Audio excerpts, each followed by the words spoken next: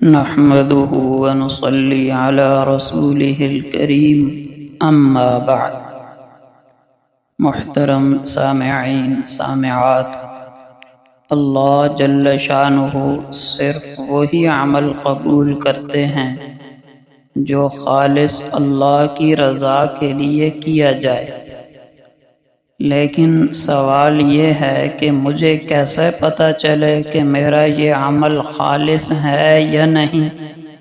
اخلاص والے عمل کی کیا علامات اور نشانیاں ہیں؟ یہ جاننا بہت ضروری ہے۔ ہر آدمی کی خواہش ہوتی ہے کہ میرا عمل اخلاص والا ہو، تو آج کے درس میں وہ 3 نشانیاں بیان کی جائیں گی جو اخلاص والے آدمی کے اندر پائی جاتی ہیں۔ نمبر 1، استواء المدح والذم من العامہ۔ اس کی نظر میں تعریف اور برائی برابر ہو جائیں، یعنی کوئی تعریف کرے تو وہ بھولتا نہیں ہے، اور کوئی برائی کرے تو وہ برائی سے گھبراتا نہیں ہے۔ اس امت کے سب سے افضل ترین انسان سیدنا صدیق اکبر رضی اللہ تعالی عنہ، لوگ ان کی تعریف کرتے تو وہ آگے سے یوں کہا کرتے تھے، اللہم لا تؤاخذنی بما یقولون۔ اے اللہ، یہ تعریفی کلمات میں نے نہیں کہے، یہ لوگوں نے کہے ہیں۔ اے اللہ، جو لوگ یہ تعریفی کلمات کہہ رہے ہیں، میرا ان پر مؤاخذہ نہ فرما۔ وَاجْعَلْنِي خَيْرًا مِّمَّا يَظُنُّونَ۔ اور اے اللہ، یہ لوگ جو میرے بارے میں گمان کر رہے ہیں، تو مجھے اس سے بھی اچھا بنا دے۔ وَاغْفِرْ لِي لِمَا لَا يَعْلَمُونَ۔ اور اے اللہ، لوگ میری کمیاں کوتاہیاں نہیں جانتے، صرف آپ جانتے ہیں۔ میرے مالک، میری وہ کمیاں کوتاہیاں بھی معاف فرما دے۔ تو دیکھیے، تعریف پر پھولے نہیں سمائے۔ اس کے بالمقابل دوسرا واقعہ سنیے۔ کسی آدمی نے سیدنا عبد الرحمن ابن عوف رضی اللہ عنہ کو کہا، جلیل القدر صحابی ہیں یہ، بلکہ 10 مبشرہ میں سے ہیں، بہت بلند مقام ہے۔ ان سے کسی نے کہا، بئس الرجل انت، کہ تم بہت برے انسان ہو۔ آگے سے ایک جملہ فرمایا ما عرفنی الا انت، میرے بھائی، میری صحیح پہچان تو تو نے ہی رکھی ہے، میری صحیح پہچان تو تو نے نہیں کی ہے۔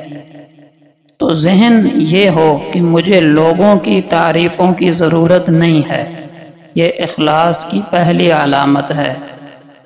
دیکھیں، تعریف وہ ہے، ایک کالے رنگ کا انسان ہے، حبشی ہے، اور ہے بھی غلام، نام ہے بلال، چلتا زمین پر ہے، لیکن اس کے قدموں کی آہٹ جنت میں سنائی دیتی ہے۔ یہ ہے پروٹوکول، یہ ہے تعریف۔ دوسری علامت اخلاص کی، نیکی کرو بھول جاؤ، نیکی کرو بھول جاؤ۔ بڑا پیارا جملہ ہے، المخلص یکتم حسناتہ کما یکتم سیئاتہ، کہ مخلص آدمی جس طرح اپنی برائیوں کو چھپاتا ہے، اپنی نیکیوں کو بھی اسی طرح چھپاتا ہے۔ مخلص آدمی کی تیسری نشانی، اقتضاء ثواب العمل فی الآخرہ، عمل کا ثواب اللہ جل شانہ سے آخرت میں طلب کرے۔ عمل اس لیے کرے کہ بس مجھے تو اس کا بدلہ آخرت میں چاہیے۔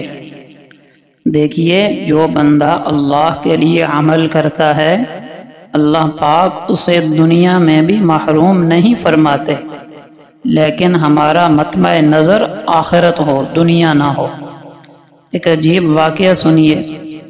ایک آدمی ام المؤمنین سیدہ عائشہ صدیقہ رضی اللہ عنہا کے پاس آیا، آ کر کھانا طلب کیا۔ فاستطعمتها، کھانا طلب کیا اما عائشہ رضی اللہ عنہا سے، انہوں نے کھانا دے دیا۔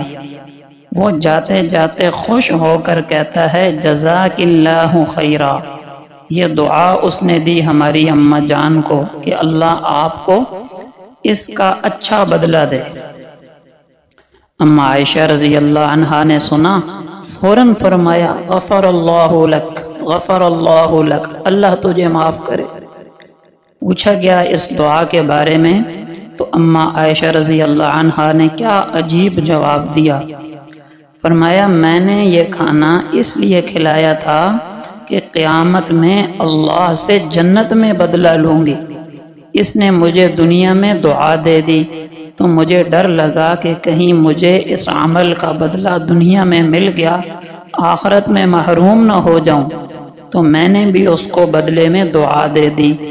اب دعا کا بدلہ دعا سے ہو گیا اور عمل میرا آخرت کے لیے باقی رہ گیا۔ اللہ پاک ہمیں بھی اپنے مخلص بندوں میں شامل فرمائے، آمین۔ وآخر دعوانا ان الحمد للہ رب العالمین۔